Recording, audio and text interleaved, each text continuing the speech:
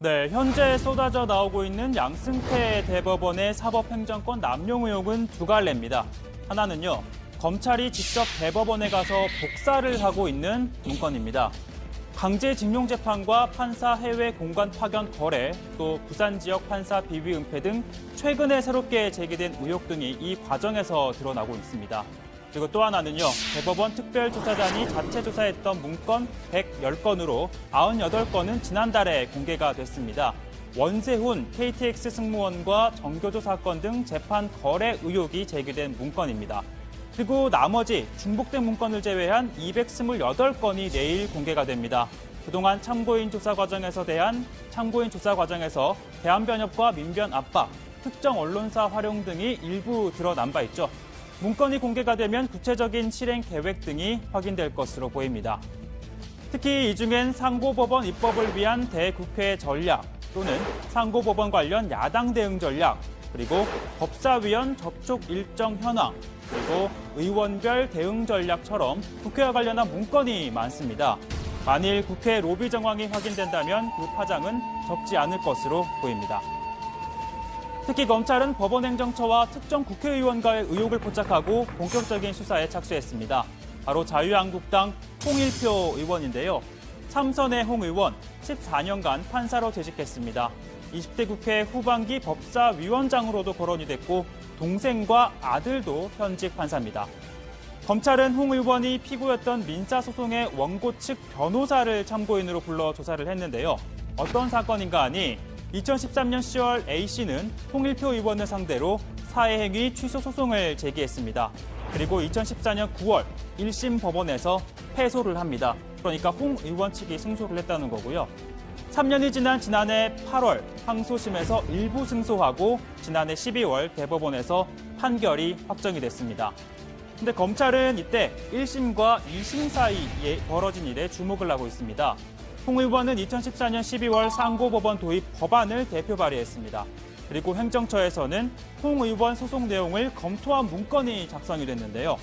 검찰은 홍 의원 측이 소송 내용을 행정처 측에 귀뜸을 하고 또 행정처는 홍 의원을 유군으로 확보하고자 재판을 챙기려 한 게 아닌지 의심하고 있습니다. 제가 또 그걸 대표 발의하다 보니까 또 많은 분들이 저한테 질문을 하고 있습니다.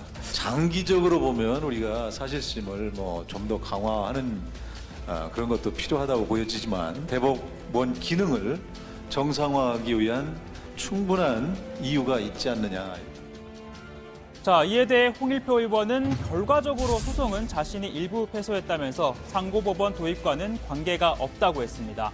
하지만 A씨 측 변호사는 해당 사건은 쟁점이 복잡하지도 않았음에도 재판장이 선고를 최종 변론 2달 반 후에 한다고 했다며 행정처 개입이 의심된다라고 주장을 했습니다. 자, 그리고 검찰이 또 들여다보고 있는 게 있습니다. 법원행정처가 일본군 위안부 피해자들이 일본 정부를 상대로 낸 손해배상 소송에 개입하려 한 정황입니다. 당시 상황을 한번 살펴보면요.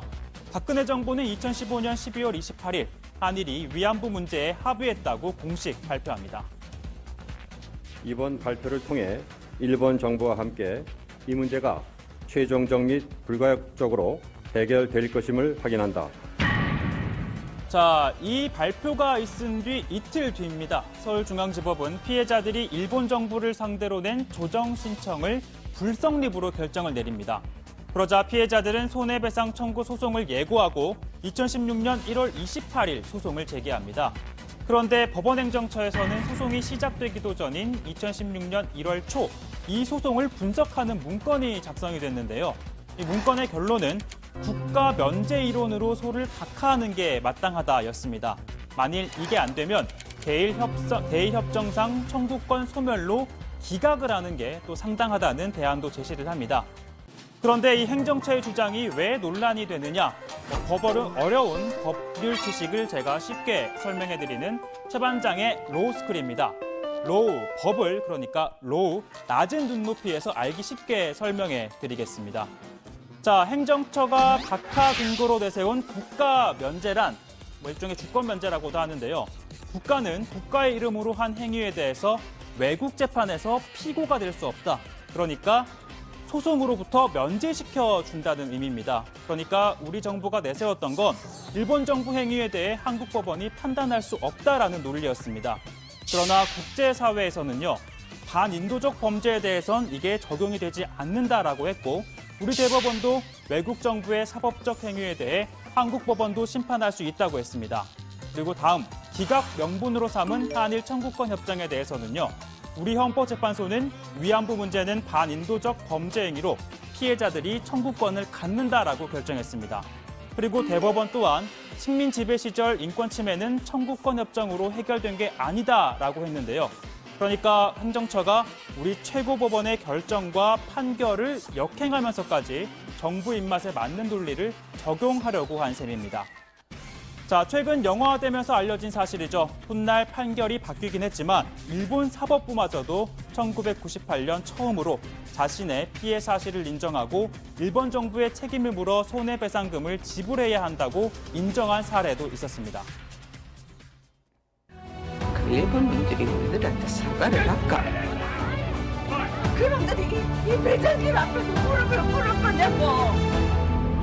歌小屋みたいな部屋に閉じ込められて一日に何回も数十人の軍人を相手にした食べている最中にも襲いかかってくる奴のせいで飢え死にしそうだった。トイレに行くことさえ許されず単に世を済ませていた。そこで我々は虫けらのような存在だった。これは人間に対する扱いなのか。 너희들 다 죽여버려도 한이 안 풀린다. 지금 기회를 줄게. 인간이더라이.